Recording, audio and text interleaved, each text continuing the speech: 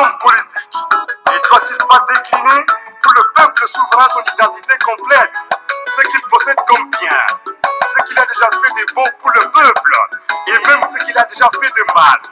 Crime économique, crime politique, crime de sang, tuerie, guerre, et surtout comment il compte le réparer.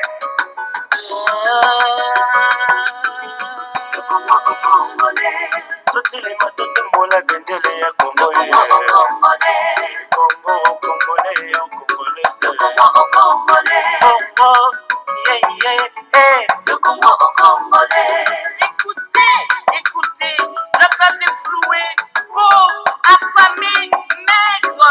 Est-il normal, est-il possible qu'un jour tous ces mots dont nous souffrons prennent fin? Ou s'agit-il d'une malédiction, d'un envoûtement collectif?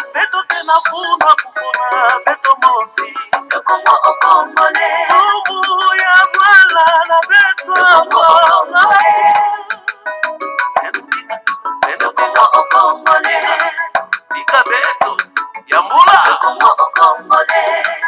Le temps de plonger dans l'irritation perpétuelle contre ce méchant est révolu. Car plus jamais, nous n'accepterons que des personnes sans aucune qualification assument des fonctions ni au sommet de l'État, encore moins à la tête des entreprises publiques.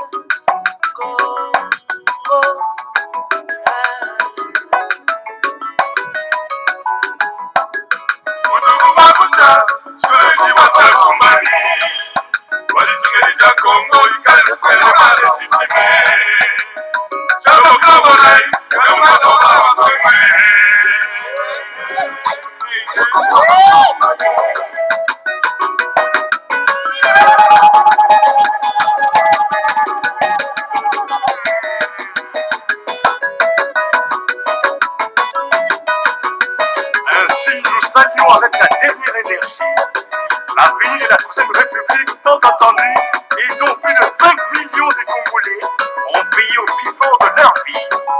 Marquons nos pas sous les traces de l'histoire. Posons des actes qui serviront d'exemple aux générations futures. Le Congo au Congolais. Eh ben oui, le Congo au Congolais, Bama Batata Bandeko Balandia Congo Bololo. Talabiswana to yeli sosa tuka na pokwa na lo pambate lelo ezali ya solo pena mokolo mwa poso mokolo mwa mutoba ya sanza ya sambo mobo ya koto mibale na zomi na libwa bongo tokomi na ngonga ya zomi na libwa na miniti tukumi bale na mwambi elengi koloba ete ngonga ya sambo na miniti tukumi bale na mwambi ya sima nzanga. Alors bama batata bandeko bana lisanga timanti to ye tout simplement en tout cas na mokuse penza pona kopesa bino certaines informations otozana en possession na kati na studio na biso ya Congo Bololo. Alors na komi présenter zali babino mbuta bopele bobala elingi koloba malamu koloba monoko babisala yango pona koloba ezali seulement pona komela mongonzo te pona kolia semoule te pona kolia en tout cas 7 jours te kasi basali yango pona koloba soki mabe eza na mboka. Yango na bokoko na biso babeke soki ndoka loki belela noki mongongo ekosala nini ekokende. Alors yondeko ndoki aza koloko na kati na mboka eske oza kobelela kovandi na onye obi te tozela nano kaka le mosusu situation ekosameliore yango moko situation na kati ya mboka esameliore yango moko kaka boye esameliore sans que baimboka bakwa kotelema babunde tumba pona ke situation s'améliorer situation ezwa mbongwana kaka yango moko ofandi kaka bon totika kaka totalela le temps dans le temps les mususu situation ekobonga mais oyebi yango malamu ete libanga soki etelemi wana soki otindiki yango te c'est-à-dire opesi poids na yo te nguya na yo te otindika yango po ekoka kokende te kotikala kaka wana immobiliser wana. Mais sengeli utiliser force na yo pona ete otindika libanga wana po ete kwa kokende. Hippolyte Kanambe mwana tuti Rwandais aza na kati ya mboka wana bokanisi ya kokenda na mopepe akokenda na nini na mai akokenda na nini na mbula ou bien comment akokende kaka soki biso moko baimboka to utiliser la force nguya leza na kati na biso totindiki yende akokende. Alors kozela te mwa ba morceau biblique ya bapaya bapaster charlatan bateyaka bino babike no nzambe akosala. Me nzambe ya bakoko na biso asalaka esika bato basalaka. Esika bato balali pongi nzambe na biso asalaka te. Akoya kolala na bino. Bama batata bande. Parce que le Seigneur a konga apesi biso capacité. Apesi biso d'abord mabele, apesi biso mboka, c'est-à-dire lingi kolobaka lingi biso mingi. Et na kati ya mabele na biso atie kita oyo koki kosala ete totonga mboka na biso. Sikoyo bino kolobaka tozwa mboka yango tozongisa yango epai ya tata nzambe. Topesa yango epai ya tata nzambe. Epai ya le Seigneur a konga. Lingi kolobani. Et que vous êtes un peuple qui n'est pas capable de diriger ce pays. Mais comme vous n'êtes pas capable de diriger le pays, alors dans ce moment-là, qu'est-ce que le Seigneur Congo va faire? Il va prendre notre terre et donner à un autre peuple. Parce que vous êtes incapable d'assumer votre responsabilité, de diriger votre pays. Vous êtes incapable, n'est-ce pas, de prendre en charge votre pays. Et comme vous êtes incapable de diriger votre pays, alors le Seigneur Congo va prendre non pas cette terre précieuse et donner à un autre peuple qui est capable de diriger. Oui. Et pour qu'on n'arrive pas là, mes chers frères et sœurs, il est temps qu'on se lève comme un seul homme et empêcher tous les prédentaires qui veulent par tous les moyens nous exterminer et s'accaparer de notre pays. Alors, gars, au collabo. Parce que les pays est hypothéqué par les collabos, c'est-à-dire la race bantou corrompue et qui accompagne les étrangers pour détruire la nation. Alors, bama watata bandeko, toko gotiki la bangote. Yamone seigneur moko na biso akoka koloba, akoka koganga, amata na ngomba, aloba, po ete baimboka bayoka. On était makambo, makwa kozwa mbongwana. Lelo bama batata bandeko bana lesanga antimati, nazana information mibale, ya liboso na kopesa bino, makambo mazako lekasoro pena na État fédéré à Kivu. État fédéré à Kivu, ou ezali État fédéré à République fédérale du Congo. Il y a Kivu. Vous savez, dernièrement, Boyeba qui a montré, vous avez tous réussi cette information que Kagame, Oyo Boyebi très bien qu'a sponsorisé le terrorisme dans la République fédérale du Congo, il a envoyé récemment des bataillons ya éléments terroristes dans la Katia État fédéré à Kivu. Pour nini akenda ko traquer les Maïmaï qui sont les combattants de la liberté de leur terre ancestrale. Moto babengi Kagame. Et aujourd'hui, au moment où je vous parle, des bataillons, il y a Kagame, des bataillons, il y a des terroristes, il y a Kagame, bazan akati ya sol, il y a État fédéré à Kivu. Et voilà, nous voyons Maïmaï, qui sont les combattants de leur terre ancestrale, ils ne se laissent pas faire. Bazan kile bango, vous ne pouvez pas vraiment vous rendre compte. Il y a plusieurs morts du côté, non pas, par l'élément terroriste. Il y a Kagame, des bâtons, plusieurs morts. Et beaucoup de hôpitaux à Kigali, beaucoup de camps militaires à Kigali, beaucoup de comment est-ce que plusieurs éléments terroristes, il y a Kagame, ndenge ba massacre bango, ba zokisi bango, bazana ba hôpitaux kuna, hôpitaux ya Kigali, ezali débordés. Et ils allaient déborder. Alors, et voilà, les journalistes en République fédérale du Congo sont restés muets. Ils ne donnent même pas cette information de ce qui se passe, n'est-ce pas, dans l'État fédéré du Kivu. Aucune information. Donc, silence radio.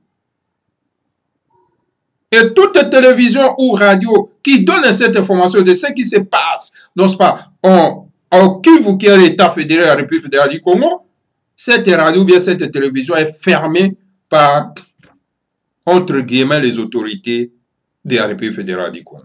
Est-ce qu'ils sont des autorités? Ce sont les gens qu'il faut obéir. Ce sont les gens qu'il faut considérer. Les gens qui sont tentés d'hypothéquer, n'est-ce pas, le territoire de nos ancêtres. Du côté, M. Tshilombo, alias Félix, ne dit même pas un mot. Et d'ailleurs, vous le savez très bien, M. Tshilombo avait réussi les généraux. Il y a M. Kagame, vous le savez, vous avez vu même à la télévision, à la radio. Hein? Comment est-ce que votre pays, qui est traqué par à tout moment par les éléments terroristes de Kagame, alors vous recevez encore les généraux pour prendre les instructions, les injonctions de ces généraux-là? C'est vraiment inacceptable. Alors les gens ne veulent pas qu'on dise ça. Ces gens-là ne veulent pas qu'on dise ça. Ben, écoutez, si vous commencez à divulguer l'information, alors ils viennent vous taxer de n'importe quoi. Donc voilà l'information. Donc il y a plusieurs morts. Guerre rage au silence radio, n'est-ce pas? Il y a na Kinshasa, capitale de la République fédérale du Congo. C'est grave. Et voilà, même les politiciens ne disent même pas ce qui se passe. La classe politique congolaise est tellement qu'elle est médiocre et corrompue, ne dit même pas un mot.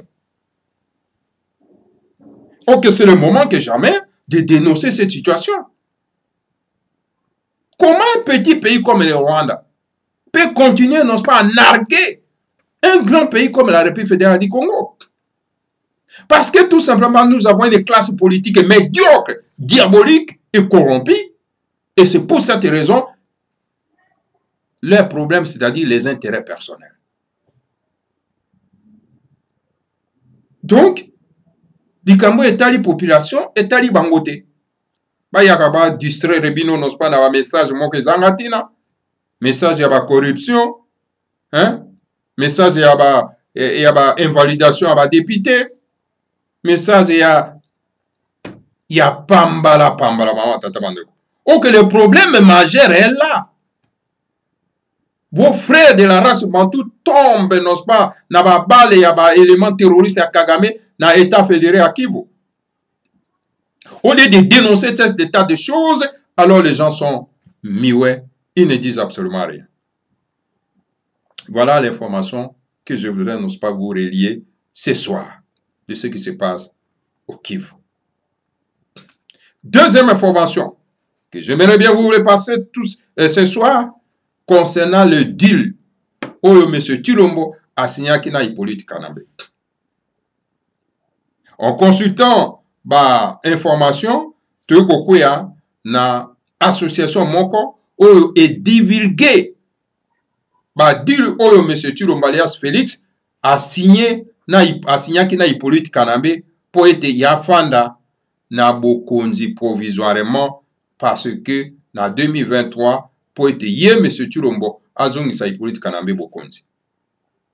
Vous le savez très bien, M. Tshilombo alias Félix lui-même avait dit na Namibie que non, Azan avait accord secret na Hippolyte Kanambe. Mais M. Tshilombo, ce pays ne vous appartient pas. Ce pays, c'est un pays donc fédéral. Et dans un pays fédéral, il y a les États fédérés. Le Congo, ce n'est pas une nation. Le Congo, c'est une multitude de nations. Et vous, la nation kassaïenne, vous ne pouvez pas prendre, n'est-ce pas, toute la fédération en otage. D'aller signer un pacte avec le diable qu'on appelle Hippolyte Kanambe. Vous ne pouvez pas faire ça, monsieur. Vous ne pouvez pas signer les deals, vous ne pouvez pas signer les accords secrets avec un étranger pour détruire, n'est-ce pas, l'État fédéral. Dans ce moment-là, qu'est-ce que vous voulez? Vous poussez les gens, n'est-ce pas, à se retirer, n'est-ce pas, de la fédération.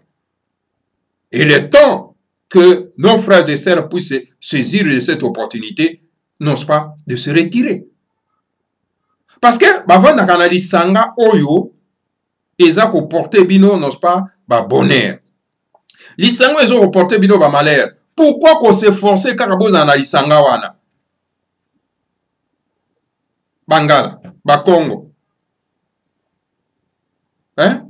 Bantu kuna biso aboyoma, ya Kivu. Est-ce que vous raisonnez? Au non seulement il y a nini, il y a lisanga, et puis vous allez souffrir. C'est pas normal. Il faut qu'on réfléchisse ici. Ça, ce n'est pas au nom ya lisanga et que bato moko boye ba ya ba hypothéquer lisanga. À ce moment-là, on est léger et c'est qu'il faut se retirer dans lisanga. Peuple n'a pas commis trop fainéant, donc a dit qu'on se bat traité ba ma tatabando. Tala na landi bokilo na ngai ndenge alobi na makamaza koleka na mbandaka oyoki na mawo. Na Équateur mboka oyo etonda mai bato bana babela bakosoko parce que bazana eloko akolia te. Eloko akolia eza te parce que biloko baza kolona te. Mais les gens sont devenus vraiment des paresseux. Mboka oyo mai ebele mbise tondi. Mosana bango ya keko kata mwa bandele na ye po ateka azukaka mwa lomien oyo azuwana ali akeko somba kwanga allez, les restes azuma lomien ana keko pesa pasteur c'est mabonzo. Est-ce que vous trouvez que les gens sont devenus vraiment des fous, non? Hein? Et alors mbisi na kati ya mai eza kokufa kimobange. Parce que ba preneur bazate bato ya kozwa bambisi wana po bali ya bazate baza kokufa na mobange. C'est pitié. Et voilà bama tata bandeko totangela bino deal secret oyo monsieur Tshilombo alias Félix asignaki soro pendana Hippolyte Kanambe. Deal yango ezalaki nini? Parce que tozolo bakaka chaque fois deal. Toyebi pe deal yango basignaki te. Mais kasi tala association oyo babengi CCUS et divulguer biso deal wana oyo monsieur Tshilombo asignaki na Hippolyte Kanambe. Tolanda mona boke. Kabila continue de diriger la République démocratique du Congo. Grâce à qui? Grâce au deal avec Félix Tshisekedi. Kabila, Hippolyte Kanambe, alias Kabila, azo continue de diriger Mboka grâce na baccord secret oyo Hippolyte Kanambe a signé na monsieur Tshilombo alias Félix. La communauté congolaise des États-Unis, CCUS, donne avec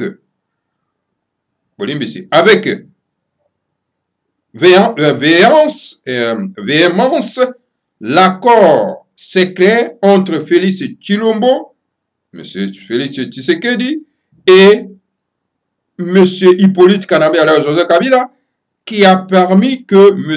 Tshisekedi soit déclaré président de la République démocratique du Congo au lieu de M. Martin Fayulu, qui a obtenu 62% des voix lors de l'élection présidentielle du 30 décembre 2018.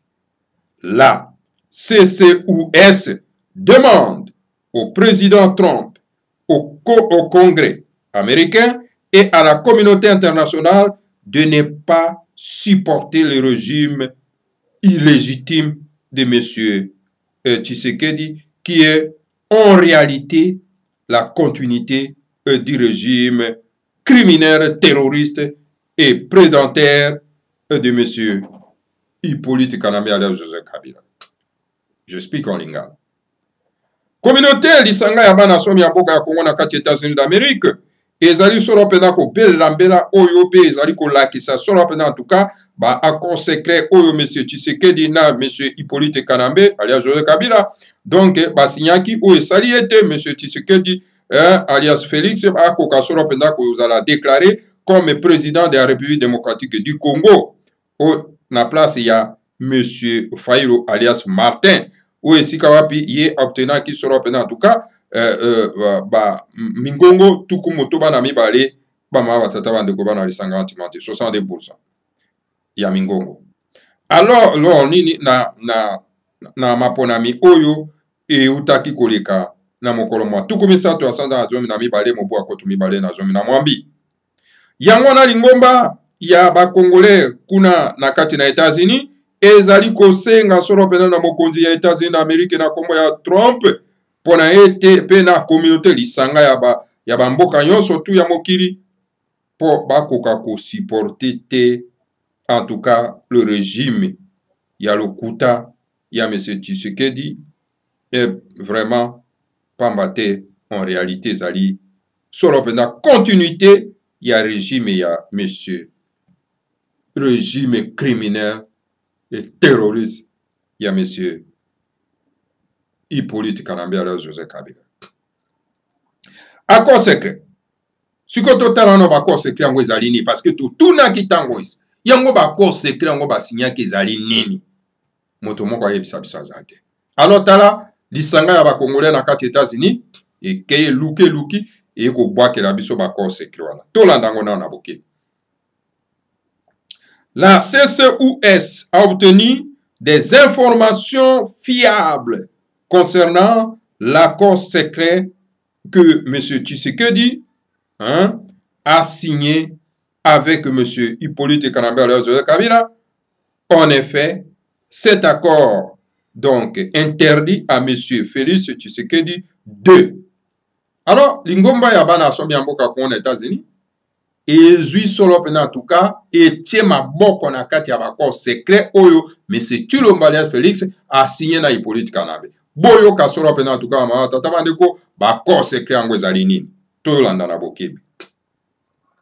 Opérer des changements au niveau de la Cour constitutionnelle, de l'armée, de la police et des services de sécurité de nommer des officiers supérieurs de l'armée.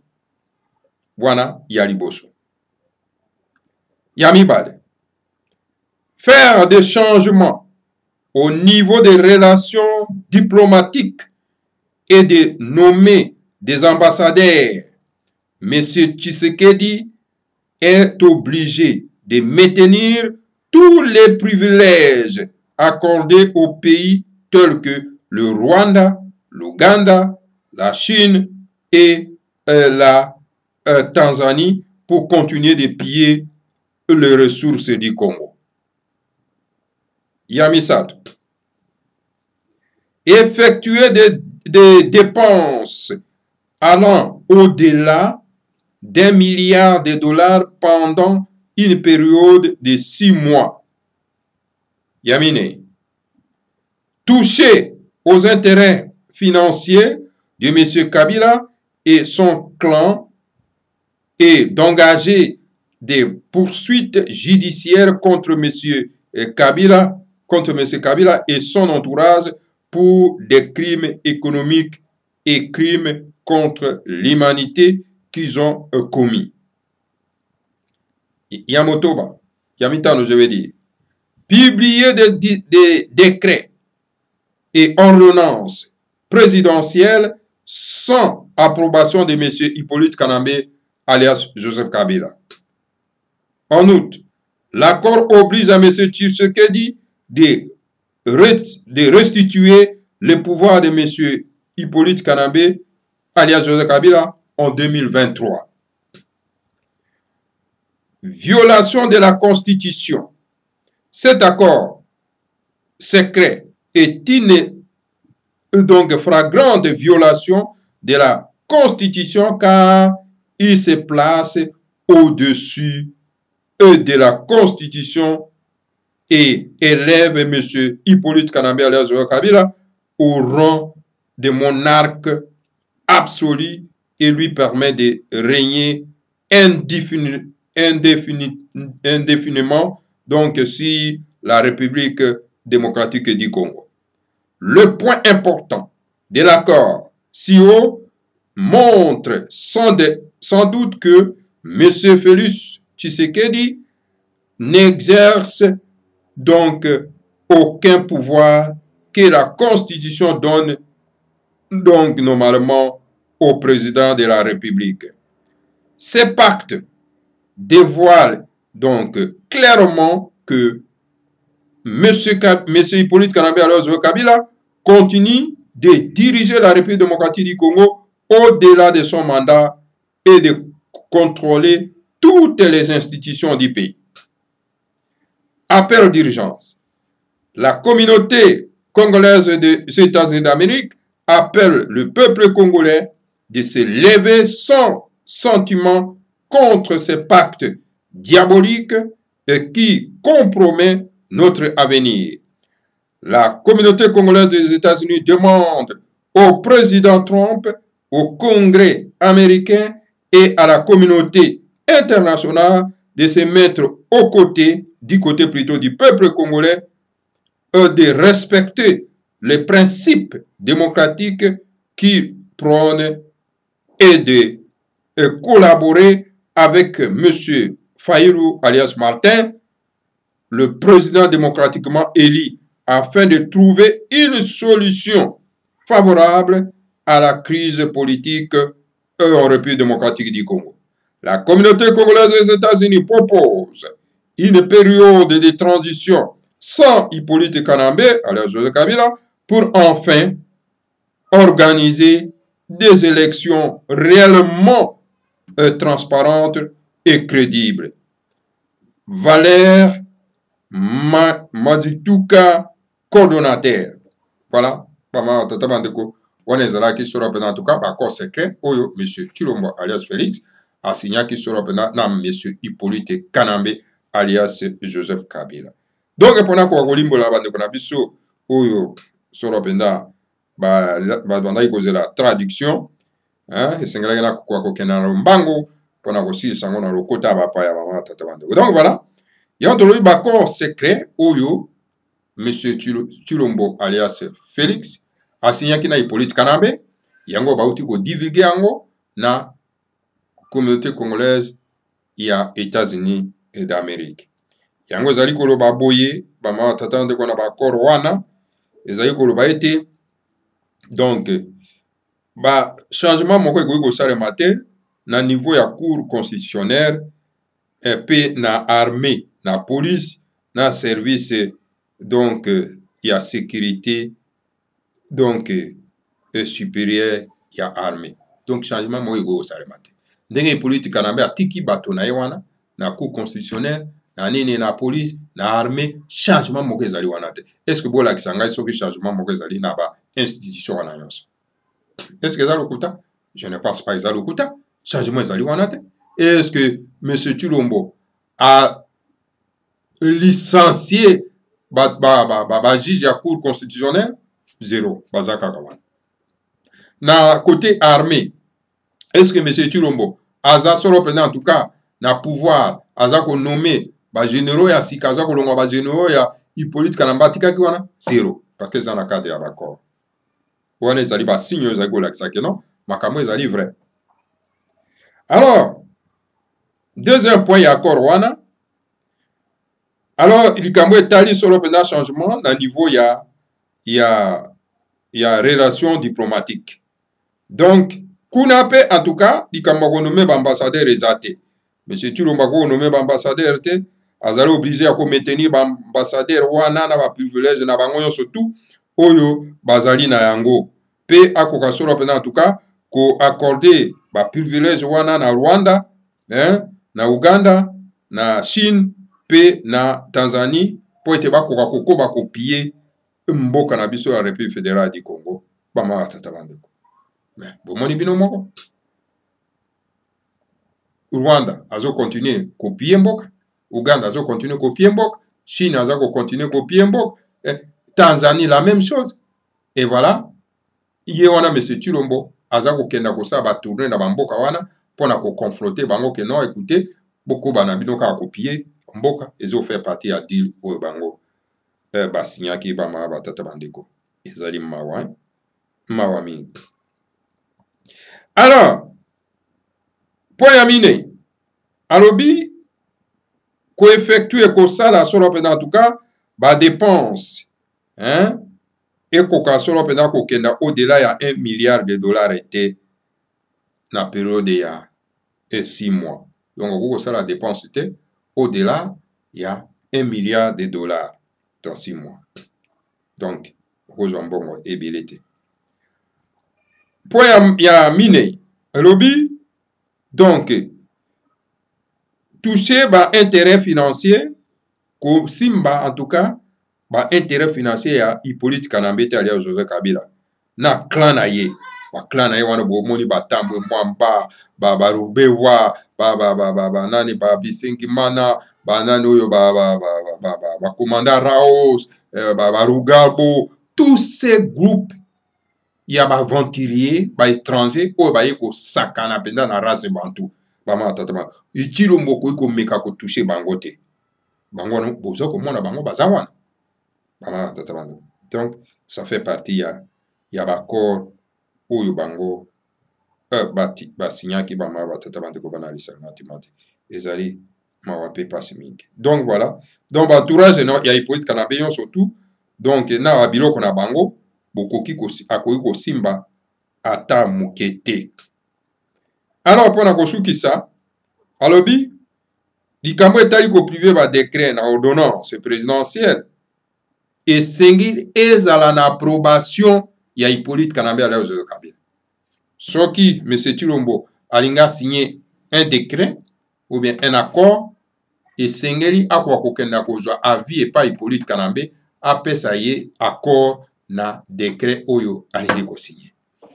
Alors ba ma batata bandeko o ezanini vraiment ndeko na biso ba kangi emiso ndeko na biso donc ba envoûté ye.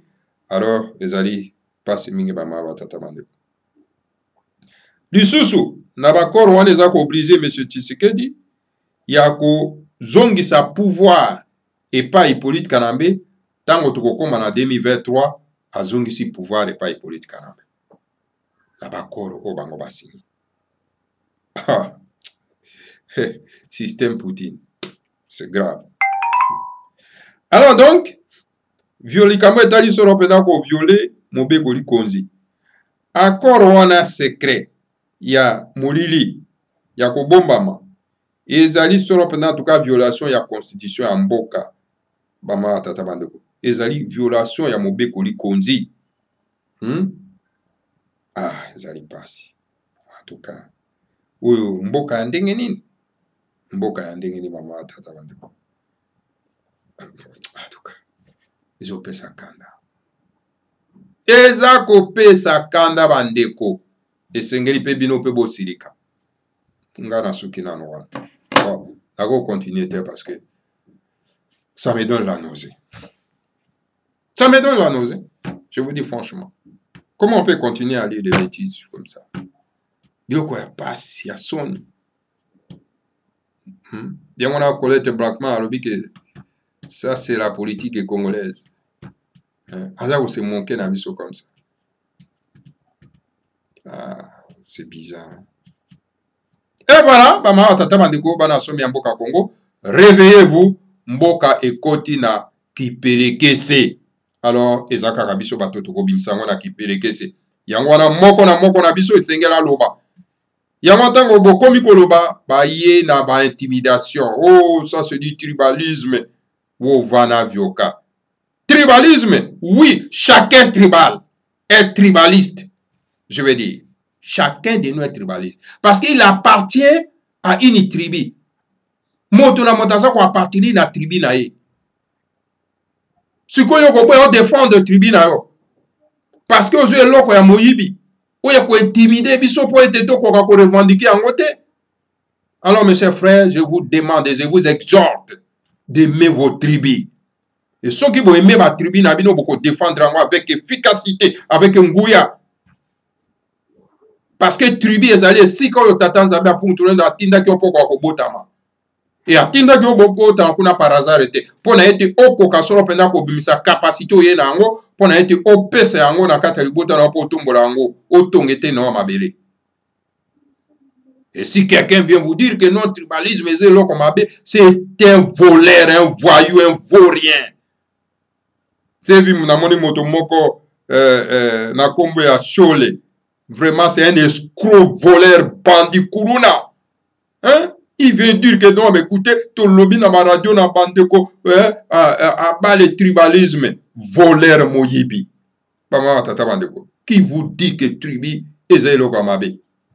Tribu, c'est tout simplement l'amour de sa tribu. L'amour de sa nation naturelle. Aimez vos nations naturelles.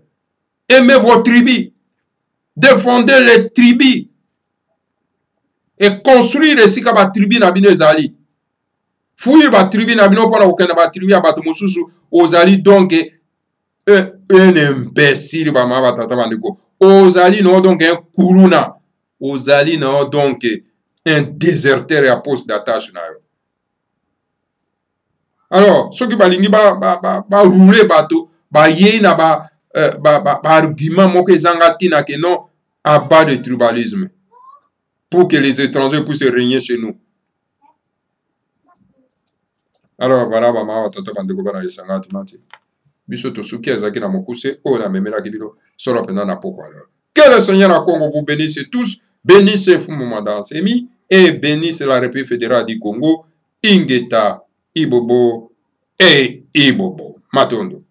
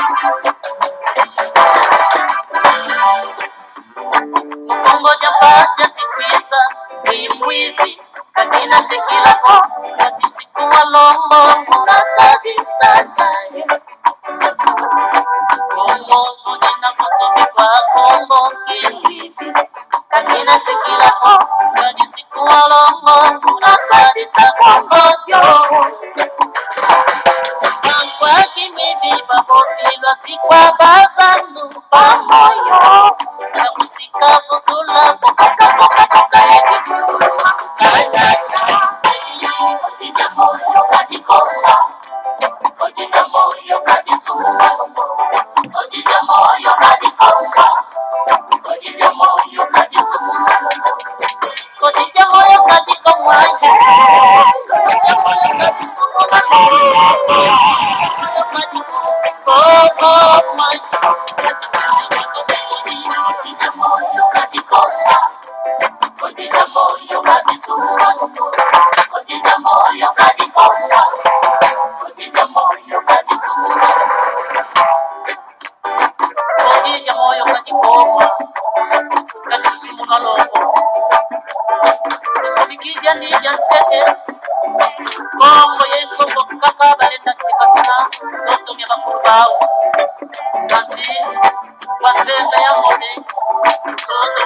pesa. Ibobo. Inagusa kamina karamo. Kibidi kamina karamo. Ibodi kamina karamo. Ngoja papa mutawala jayana.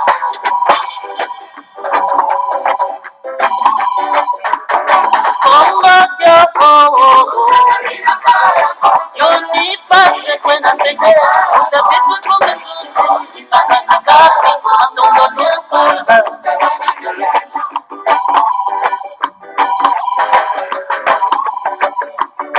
Kongo Joko.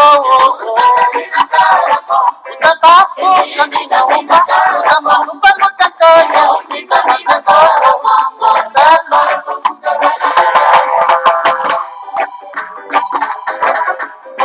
Muda puto mukongo Joko. Mamansu ini kamana. Jaya misiba suma yaya. Kamina kaya zamungo. Yaya kiwa.